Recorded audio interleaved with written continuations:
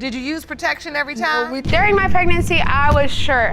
Have you been cheating? No, we didn't. This girl lies a lot. Through this pregnancy, who's helping you? A week after you got married, this ex believed this is my child. Still have open relationships with other men. Yes, our anniversary is in 2 days. And I still have possession of the phone. Mr. Williams says he knew Miss Smith 24 years ago and says she was a promiscuous party girl. Today, after a chance meeting 20 years later, Ms. Smith is saying Mr. Williams is the father of her daughter Alexis. Mr. Williams says there's precisely zero chance that this is true. Well, everyone has big opinions on paternity cases before they get a DNA test, and Mr. Williams is no exception. Your Honor, it is highly impossible that I'm the father of Miss Smith's daughter for the simple fact that she was a party girl back in the day. Miss Smith was very promiscuous, but at that time, we were just partying, we were having fun, enjoying life. You know, we were young. How were you enjoying yourself? We was never in a relationship or anything. We would just hook up after a few drinks and stuff, you know, we'd probably go back to my place or whatever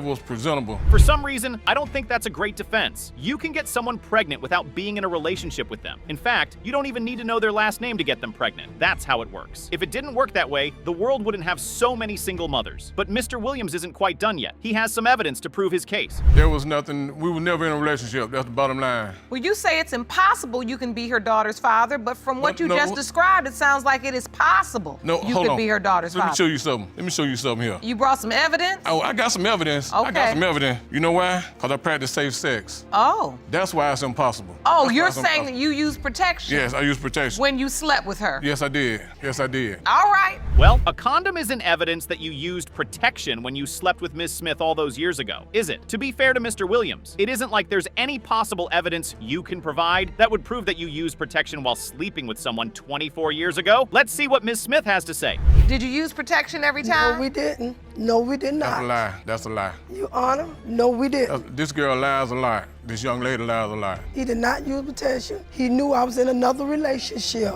I never And knew I it was did another come to relationship. him and told him it's a possibility that Alexis could be his. I did tell him. No, you didn't. And then a couple of years later, I didn't see him no more. I didn't see him no more till Alexis turned what? Mr. Williams says he only found out about Alexis 3 years ago from some of his friends, so he didn't know that she existed for at least 21 years. Imagine meeting someone and learning that you may have a 21-year-old daughter. They say, you know, somebody named Gin and Juice? I'm saying Gin and Juice. Gin and Juice? Yeah, who in the hell is Gin and Juice? And so the guy say, Virginia. I said, Virginia? I said, yeah, I know a girl named Virginia. You know who they had dealing with back in the day. Well, somebody said, well, she said she got a baby from you. I said, well, Virginia lying. I don't have no child from Virginia. Miss Smith, was that you, Gin and Juice? Yes, Your Honor, that's the name they used to call me, yes. Okay, I won't ask no questions. That way you don't have to tell me no lies. Let's just leave that chapter alone and move on to something else. Mr. Williams says years later, he met Ms. Smith on a bus, and she told him that his daughter wanted to speak to him. He immediately said it was impossible, and he couldn't have a daughter with her. Then, he says he went over to Ms. Smith's house to look at the child and see if there was any resemblance. But that's weird. If Mr. Williams did use protection every time, why would he even go to see if Alexis resembled him? Besides that, Alexis has a different recollection of that visit. I want to hear from Alexis. I mean, at this point, you've never had an opportunity to meet your father. How did that visit go for you when he came to visit? I was excited. I enjoyed the time. Take me back to that day and tell me what happened. I was coming home from work and my mama told me that my daddy wanted to see me and talk to me. And I said, okay. When I got there, he was already there. We hugged, we talked, laughed a little bit. We had dinner. Alexis says she felt a connection with Mr. Williams, but Mr. Williams says that he didn't tell her he wasn't her father because he didn't want to hurt her feelings. Anyway, Ms. Smith eventually tells the court that she isn't completely sure that Mr. Williams here is her daughter's father. Why did it take you 21 years to tell your daughter who your father was? Me and her talked, and I told her, I say, it's a possible this person might be your dad or this one. It must be that one. When did you tell her this? I told Alexis that she was young. I talked to her, then I just let it went by. Because at the end of the day, I took care of them anyway. I got 4 kids. Are there any other options, ma'am, besides Mr. Williams? It's one more. There you go. All right. Just one more? There you go. Well, it can't be just one more, Ms. Smith. If there's at least one other possibility, then you cannot be sure that Alexis's father is Mr. Williams. Anyway, Mr. Williams has one more reason why he doesn't believe he's Alexis's father. Which no, it's not my child. It's not my child for the simple fact, what woman in their right mind waits 21 years and then brings something up like this lady? That's foolish, that's ludicrous. I wasn't finna run all over Atlanta trying to find you. You knew where you were coming to the house? She had her mama. When you coming to the house, you knew where it was? She had her mama. She's my concern. This is what I'm worried about right here. Right, but Mom, listen. Well, everyone has had their say. It's time for the DNA test to put this matter to rest once and for all. Mr. Williams, Yes, ma'am. you are not the father. There you go. I rest my case, Your Honor. Look out. You are not the father. Can I give her a hug? If she will allow you. Look out. I'm sorry, but hey, it's out of my hands now. Only God can help. Mr. and Mrs. White here have a huge problem. Mrs. White knows that the only way to salvage her marriage is to prove that her husband, Mr. White, is the father of their 3-year-old daughter, Savannah White. Mr. White says he knows that his wife cheated on him, and he wants a DNA test for all 3 of his children, especially Savannah. If more than one of those tests comes back negative, he says he's completely done with the marriage. Because when it first all come about to where I had the suspicions, it was she was having an ex-boyfriend come over while I was at work. I had neighbors tell me he was coming over, and then I started doing the snooping on Facebook, seeing where his location was, looking through her phone, and then we got into an argument one night, and then he showed up, and that's when I knew there was something happening. This is so sad because Savannah already looks to Mr. White as her daddy. She's bonded with him, and it's going to be hard telling her that another man is her father. Unfortunately, Mr. White has had doubts over Savannah's paternity since the very first day she was born. Until February of this year, I've been catching her cheating constantly.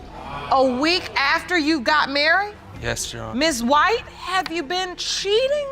Yes, but I have like abandonment issues because I was adopted. So like if he's not showing me the love and affection that I need, and I mean, I'm not trying to like make excuses for myself because I admit what I've done is wrong, but I just want him to like show me. That's really sound logic. To make it worse, Mr. White says he's been catching his wife constantly cheating on him since they got married. The man has basically had no rest. Mrs. White doesn't deny this. She says she's been cheating, but she has a reason for it. Yes, our anniversary is in 2 days, and so I want to make this right so we can better our marriage and just prove that Savannah is his. You are certain Savannah is your husband's biological child? Yes, Your Honor.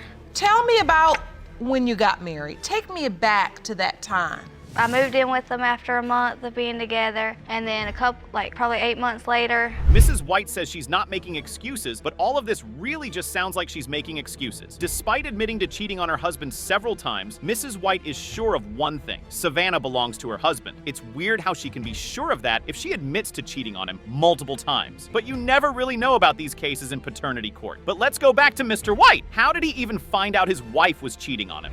And at the same time, it was kind of a relief because I knew for a fact that it was actually happening. It wasn't just, oh, it's an assumption, I don't know for a fact. But I think more than anything that I was more hurt because I done got attached to her. 6 months old, was there for the whole 9 months. I was the one that cut the umbilical cord. I watched her come out. I've been there for all my kids. I work. Finding out was heartbreaking for Mr. White, but at least from then onwards, he knew that his wife was cheating on him, and he wasn't just assuming. Aside from Mrs. White's confession, Mr. White has other reasons to believe that his wife cheated on him.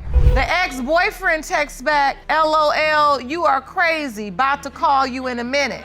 Your wife says, LMAO, could you do that for me? Miss White, why are you so quiet? Why are you texting your ex-boyfriend these things? Because he don't treat me right. Like, your body is naked, wishing you were in the bed. Which bed? In the texts, Mrs. White tells her ex-boyfriend that she's naked in the bed waiting for him, and he texts back that he wants to call her right away. And yes, the bed in question is the bed she shares with Mr. White. In another text message, she tells another man, who isn't her ex, that she would like to meet up with him. Why is Mrs. White even entertaining these men when she's married with kids to another man? Well, it turns out she has a pretty good excuse. Found the text message, I took the entire phone, and I still have possession of the phone at my house. That has all the pictures, all the text messages, all the calls, everything.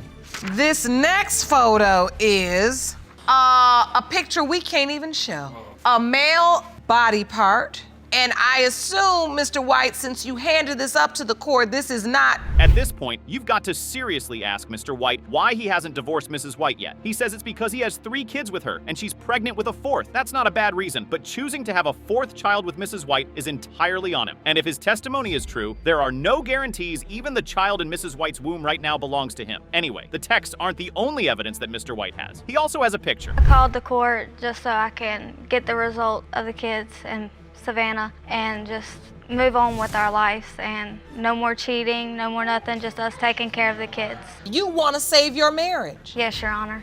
I should have done it a long time ago, but things happened. I made mistakes. I just want to fix it. So this is what we need. And I see tears in your eyes, Mr. White. What are you feeling right now?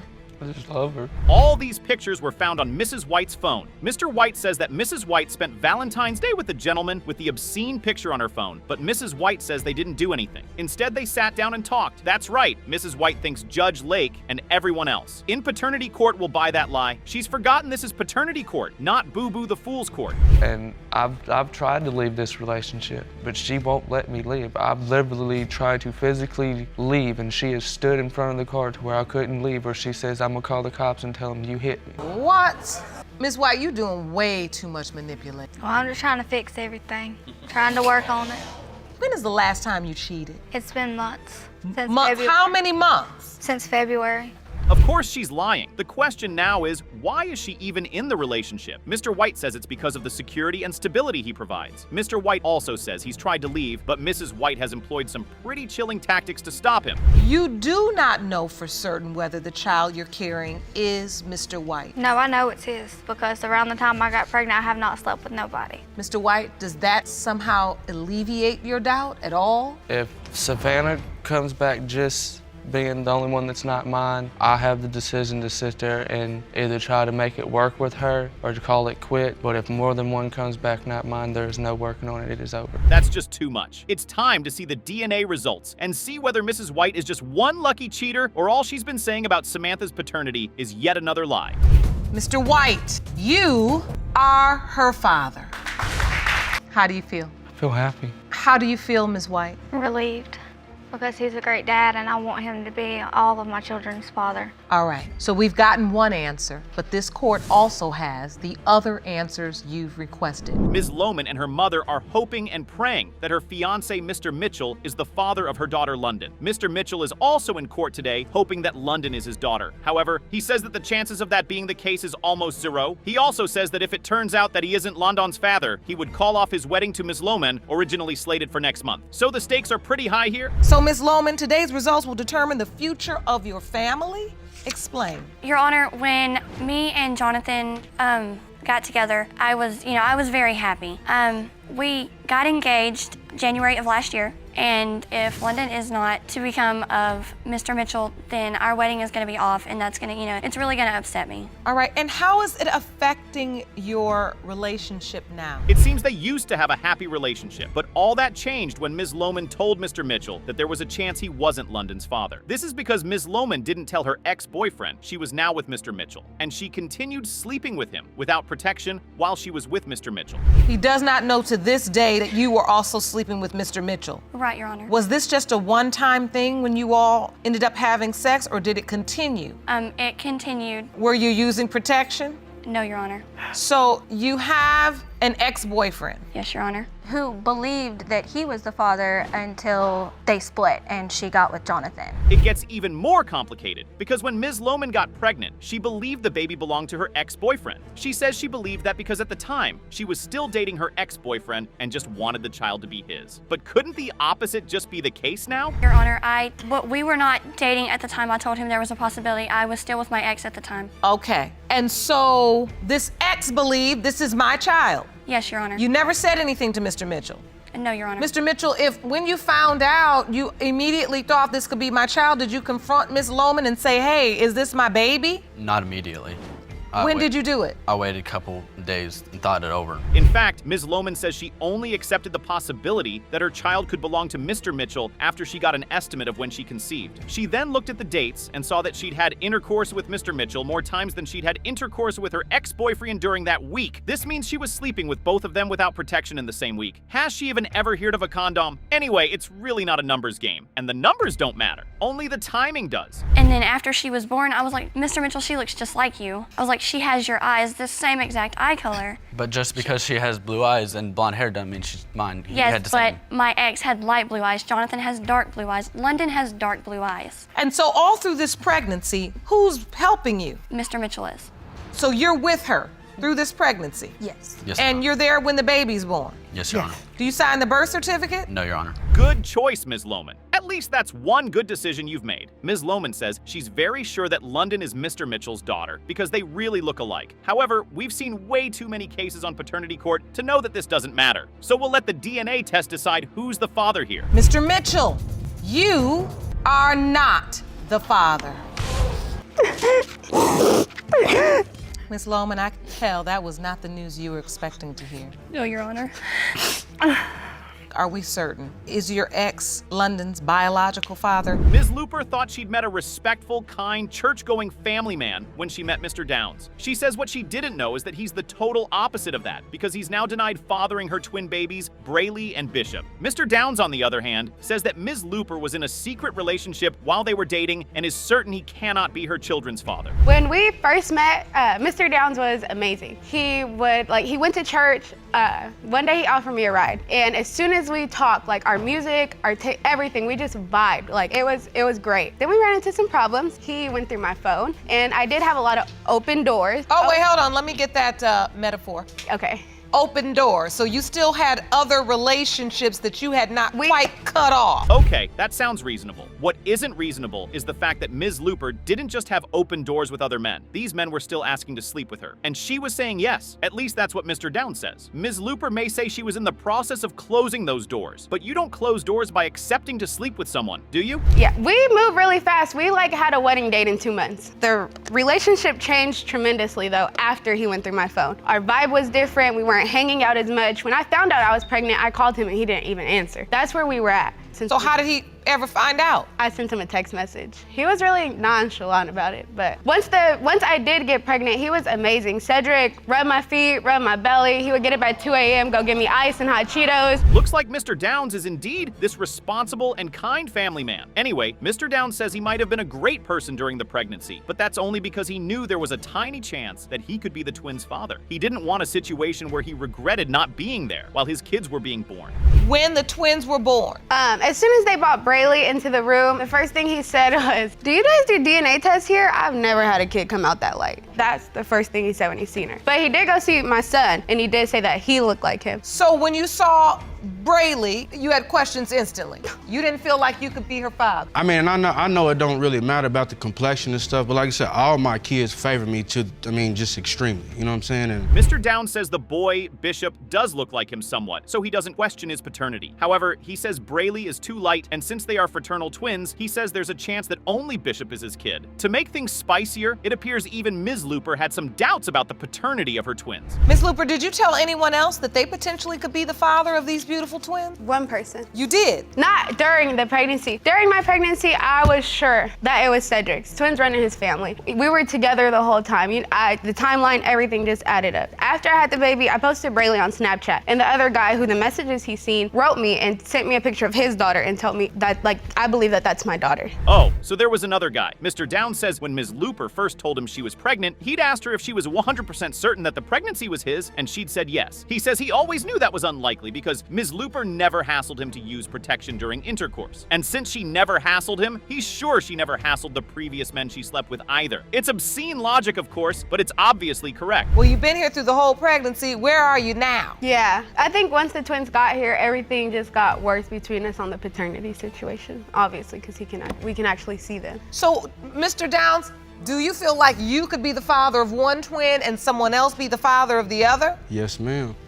I just like with Bishop, I felt a much bigger bond with my son. Mr. Downs says he has an emotional connection to Bishop that he doesn't really have with Brayley, and that's why he feels Bishop belongs to him. That may sound good to Mr. Downs, but that's not really how paternity works. But we do know that in theory, fraternal twins can have different fathers, so Mr. Downs here isn't totally wrong. I left to California. You did? Yes. Why did you leave for California? For several reasons. I was unhappy with our relationship at this point, and we were gonna have to move back with his mom. If I'm gonna have to move back with somebody's mom and they're gonna be uncomfortable with me, they're like, I'll take it from my mom, not yours. I just felt more comfortable going home. I was unhappy in the relationship.